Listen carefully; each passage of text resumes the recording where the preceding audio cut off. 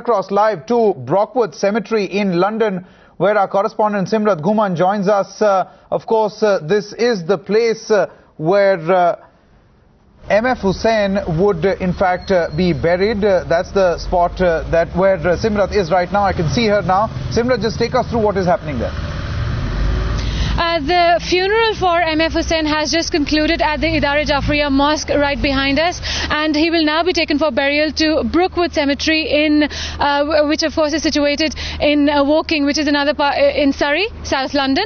First, of course, we'll ask Suhail Seth, who was at the funeral. Suhail, can you tell us what happened inside? The media wasn't allowed inside, but can you give us a picture of what happened? Well, Husain Saab's body was brought into this coffin. Before that, the family saw the body. It was a private moment of grief, and then the body was brought up to this hall where there were about 40-50 people, and the sons read out verses from the holy book, and it was a very poignant, very civil, very graceful moment. It was a moment for everyone in that hall, whether you understood what was being said or what was being recited. It was a moment to reflect. It was also a moment to rejoice, because, you know, he lived a very full life, and he lived a life full of joie de vivre, with zest. So it wasn't, it was a parallel kind of moment. It was a moment of grief on the one hand, and it was a celebratory moment, because you knew that this man would have gone only this way. He would have surprised the world, and he would have been out in a flash. And you saw people's eyes welling up, people who've known him for 60, 70 years. You saw how united and how close the family is, you know, so it was a moment of poignancy. It was also a moment of reflection. Was it a very intimate ceremony, because they obviously didn't allow any media at all? How many people were there? There were about, as I said, about 40-50 people. There were about 20-30 ladies and the rest men, and it was a moment which was so private that, you know, any intrusion, especially by the media, would have defeated the purpose. It wasn't you know, a state funeral of some you know, rotten chief minister in our country. It was a private moment to celebrate a very great human being. And as I said earlier in one of my writings, I said Husain Saab was an ordinary man with extraordinary virtues. And that's how he would have defined himself. He would have never called himself extraordinary. That was for the world to know, and the world knows that. So it was something that if Husain Saab was alive, and I still think he's in our minds, he's on several people's walls, he's all over the world, he's someone who's cherished, who's loved, who's celebrated. And I think it was a moment which brought the message home that while he's physically left us, he hasn't left us at all. And, you know, a lot of people were asking me, you know, why was his body not flown back and blah, blah, blah, India. I think Husain Saab was a man who was without borders. He was border neutral. He was geography neutral. You know, his world was a creative universe. It wasn't a universe which had been dotted and defined by modern mankind and, you know, where you drew maps and then said, this is your domain. Yeah, absolutely. I also have Dadiva Pandol with me of the Pandol Gallery. So you've known him since you were a child.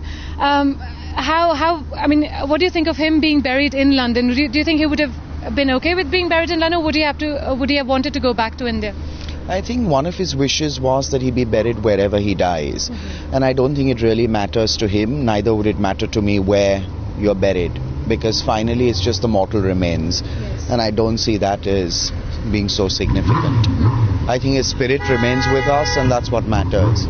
So what is the family feeling right now? How long will they stay here? Of course, they're now going to bury him in Surrey, which is Woking, Brookwood Cemetery. Will you be going there? Absolutely will be going there. And I think the family it's come as a surprise to everyone. And as Suhail rightly said, he surprised us all his life, and this was one more surprise that he threw at us. So it hasn't probably sunk in yet. I think we should be thankful for the 96 years he gave all of us, and I think I'm very privileged to have known him. Can you give us some idea of the ripples going through the art world right now? To be honest, I'm cut off from it completely. And ripples are temporary. So I think life has to move on, and it will move on.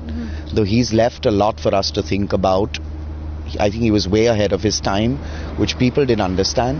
And I think in the coming years, things will settle down. Did you meet with him earlier this week? Did you have any meeting with him? Did you speak with him? Well, I fortunately met him the day before. But I kept it brief because the minute he would talk a little, he'd get a little out of breath. And I said, look, Husain Sahab, I think we'll go today and we'll see you tomorrow afternoon. But that wasn't to be. I mean, everyone seems to be shell-shocked at how suddenly he passed. Can you give us your impression of what the funeral inside? How was the setting? I think Sohail summed it up very well, except that I think the numbers were a little larger than he estimated. And I think it was a lovely event to be at. I think it was, as I said, there was more joy in a certain sense. There was no sort of negative emotion, and I think any soul would feel happy seeing that around him. We also know that the Indian government had been trying to get the family to fly the body back to India. Should they have gone, or? I think that's their personal decision. As I said, to me it makes no difference wherever it were, because finally it's just the body, which doesn't really mean much. Do you think the Indian government let MF Husain down when he was alive? I think that's quite apparent. I mean, that's a question, I mean, it's a no-brainer. And now to be suddenly getting so sort of sentimental about it, I think is a little sarcastic. Sohail, same question for you. Do you think the Indian government let MF Husain down when he was alive? And now obviously when he's passed away, they want him back.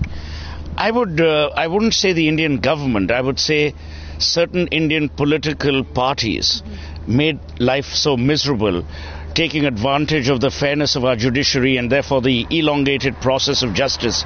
So, to be fair to the government, and we're often bashing them, Ambika Soni, I remember, made a comment saying that he's welcome. I still remember P. Chidambaram, the Home Minister, saying that there is no question for his security.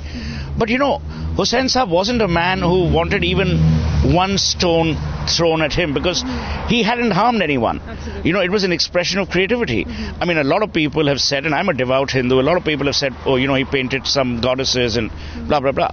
I mean, this is what creative license is about. And if it has hurt people, in his interview to a television channel, not yours, he did say that if I've hurt someone, I'm regretting that, but that was not the intent. Absolutely. And you've got to take the man at face value. So I don't think it was the government per se, but there were, and there are in our country, right-wing elements which believe they have the only preserve over religion. There are people, and it happens in all religions. It happens in Islam, it happens in Hinduism, it happens in the Parsi Panchayat.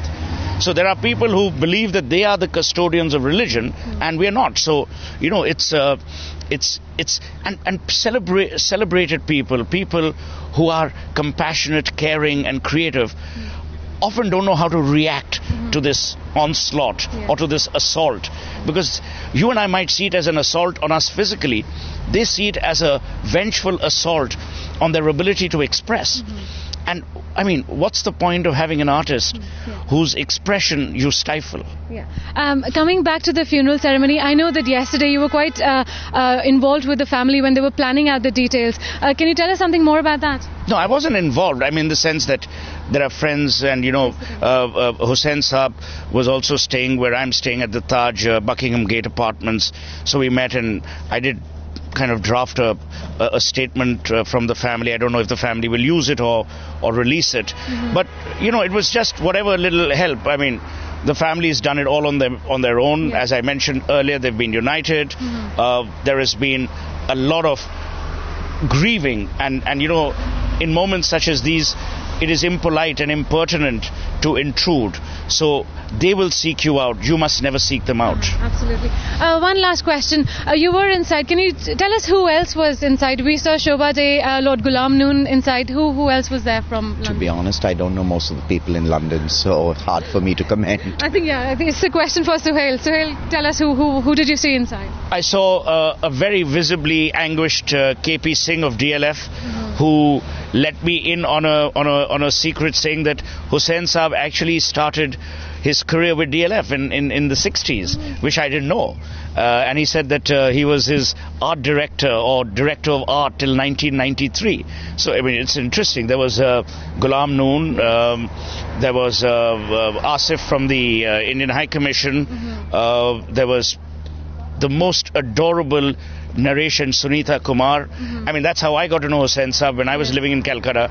I still remember him painting a mural on Rusi Modi's apartment wall at Tata Center in Calcutta in 1980 to celebrate Naresh Kumar's daughter's coming of age. And Naresh and Sunita Kumar have been great friends of Hussain Saab. They were there. There were lots of people. There was Shobhan Dilip Day. There were people who had known him, people who felt for him. And, Tooting is not a very easy place to get to, especially given the time, the short notice that many people had. And so you saw people literally representing a cross-section. You had people from the art world, as you saw him there. And so you had lots of people from different strata representing different wings of society, as it were. Yeah, we can see a lot of people coming out. I think this funeral is now over, and they will be now taking the body back to actually Brookwood Cemetery for the burial. Do you know any details of the burial at all, as to where, how will they mark the grave, or what's going to happen? Too early yet. I don't think they've even had time to really think about it. You said Asif from the Indian High Commission was there, and the Indian High Commissioner himself we didn't know. I believe the Indian High Commissioner is going directly to the burial ground. He is. And I had said earlier, erroneously, that the Indian High Commissioner hasn't shown up. But I didn't mean it from a government perspective. I thought his presence will be very important because he does not go there as a representative of the Indian government. He goes there as a representative of the Indian people. Yes. And to my mind, that would be a fitting gesture, which I hope he will engage in. If we just look